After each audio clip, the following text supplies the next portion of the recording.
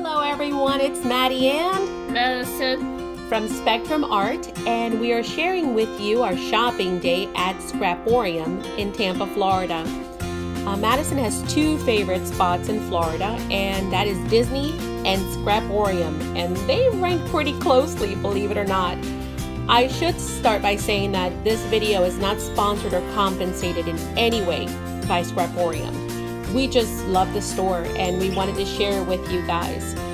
You can find just about anything and everything here. I mean, they have it all. And more importantly, the staff is just absolutely so wonderful. They carry stuff that you would never find in those big box stores. I mean, just beautiful stuff. And you know, we hear bad reviews, so it's nice to share when someone's actually doing it right, when they've got it right. And if you're in Tampa or you're visiting Tampa, it's definitely worth a visit if you're into scrapping of any kind or crafts of any kind, or just to go look around, because it is amazing. I do want to apologize because the video is a bit fast in some spots, but there was just so much to cover. I just didn't want it to be a 30-minute video. So without me going on, let's take a quick walk around the store, and at the end, we will show you what we bought. All right, have fun.